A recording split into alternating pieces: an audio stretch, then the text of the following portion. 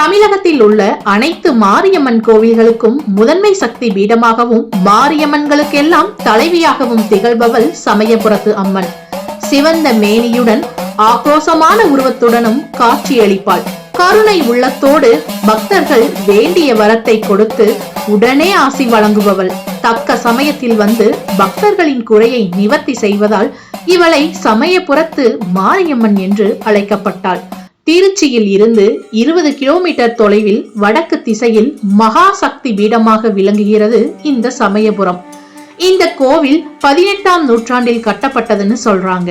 ஆனா இந்த கோவிலோட சமயபுரத்து அம்மன் சிலை 700-800 வருடங்களுக்கு முன் உருவானதுன்னு வரலாற்று ஆராய்ச்சியாளர்கள் சொல்கின்றனர்.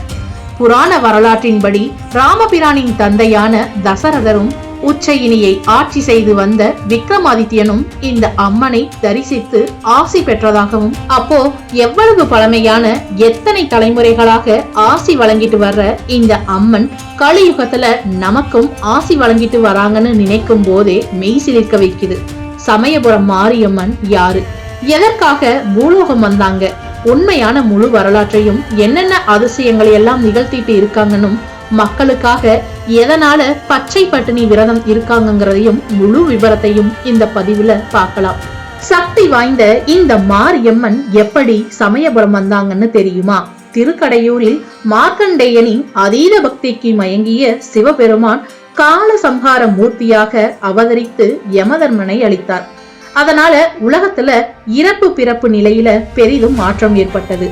அந்த சமயத்துல யமதர்மன் சபையில் மூத்த அமைச்சராகவும் நோய்களின் அதிபதியாகவும் இருந்த மாயாசூரன் பூவுலகில் இறப்பு நின்று விட்டதால் நோய்களை பரப்பி மக்களை துன்புறுத்தினான்.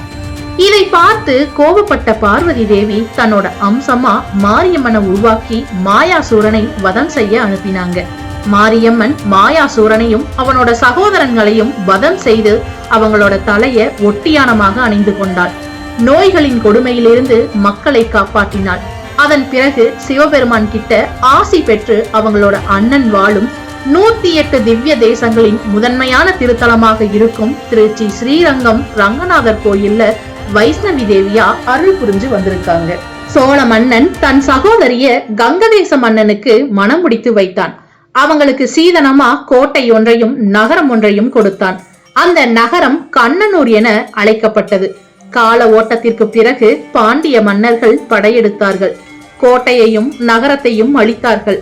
நகரம் அழிந்து பொட்டல் காடானது. அந்த பொட்டல் காட்டில் வேப்ப மரங்கள் வளர்ந்தன. பிறகு அது வேம்பு காடாயிற்று. இந்த காலகட்டத்துலதான் ஸ்ரீரங்கத்துல வைஷ்ணவி என்னும் பெயரில் கோயில் கொண்டிருந்தாள் தேவி. கோரை பற்களுடன் செக்க சிவந்த கண்களுடனும் தேவி உக்கிரமாக இருந்தாள். ஒரு நாள் திடீர்னு தேவியின் சிலை தீப்பிடித்து எரிந்தது. அங்கிருந்தவர்கள் தண்ணீரை ஊற்றி நெருப்பினை அணைத்தார்கள்.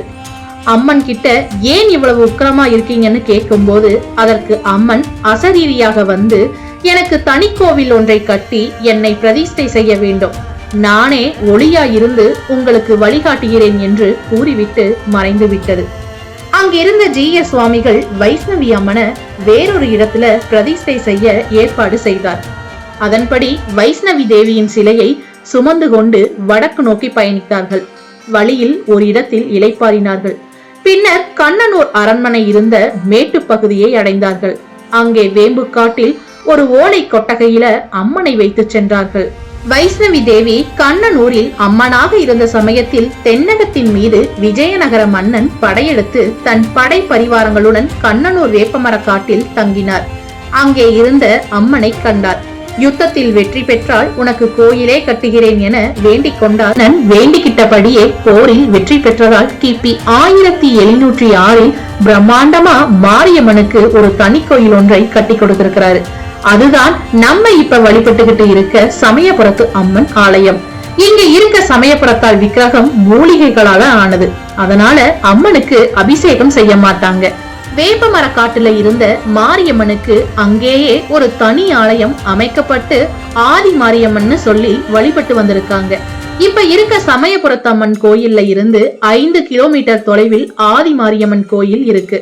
இந்த மாரியம்மனை விக்ரமாதித்ய மகாராஜா வழிபட்டிருக்காருன்னு வரலாற்றுல கூறப்பட்டிருக்கு. சமயபுரம் மாரியம்மன் சொன்ன உடனே எல்லோருக்கும் ஞாபகம் வர ஒரு விஷயம் அப்படின்னா பூச்சொரிதல் விழாவும் அம்மன் பச்சை பட்டினி விரதம் இருப்பதும் தான்.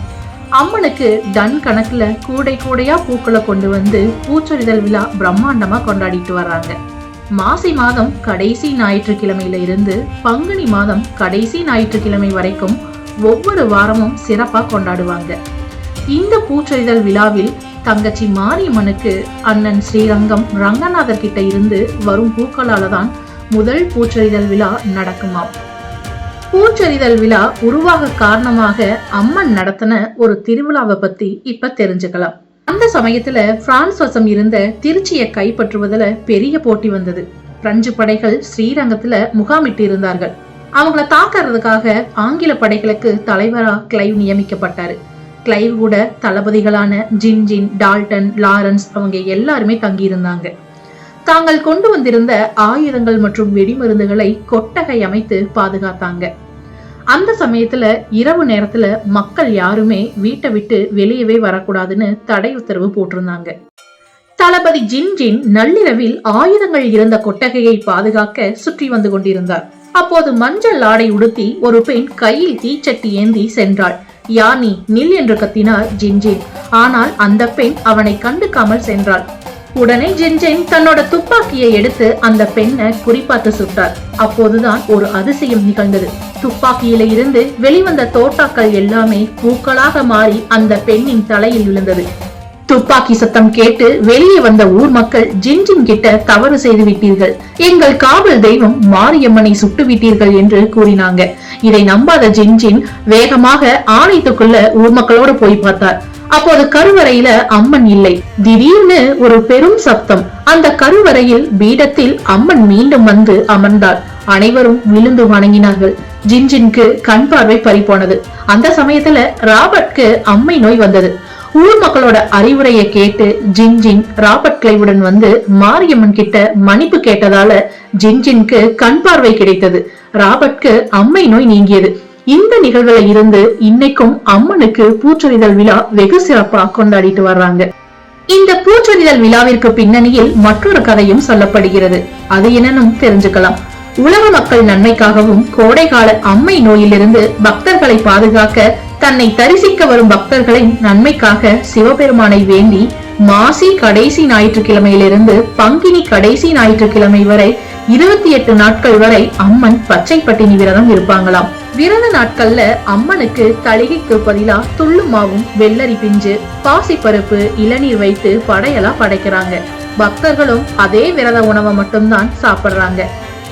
பங்குனி கடைசி ஞாயிற்றுக்கிழமையிலோ அல்லது சித்திரை முதல் ஞாயிற்றுக்கிழமையிலோ வருஷத்துக்கு ஒரு முறை சமயபுரம் மாரியம்மன் கண்ணனூர்ல இருக்க ஆதி மாரியம்மனை பார்க்க போவாங்களாம். அப்போது ஊர் மக்கள் சேர்ந்து தாய் வீட்டு சீதனமா சமயபுரத்து மாரியம்மனுக்கு சீர்வரிசை கொடுப்பாங்களாம். இந்த சமயபுரத்தாளிடம் மனமுருகி குழந்தை இல்லாதவங்க குழந்தை வரம் கேட்டால் குழந்தை பாக்கியம் கிடைக்கும். தாலி வரம் கேட்பவர்களுக்கு தாலி பாக்கியம் கிடைக்கும். நோய் பிணிகளிலிருந்து மக்களை பாதுகாத்து அநீதி நடந்தால் சரியான தீர்ப்பு சொல்வதிலும் தன்னை தேடி வருபவர்களுக்கு முதன்மை தாயாய் இருப்பவள் தான் இந்த சமயபுரத்தாள். உலக மக்கள் நன்மைக்காக பச்சை பட்டினி விரதம் இருக்கும் ஒரே ஒரு அம்மன் இந்த அம்மன் மட்டும்தாங்க.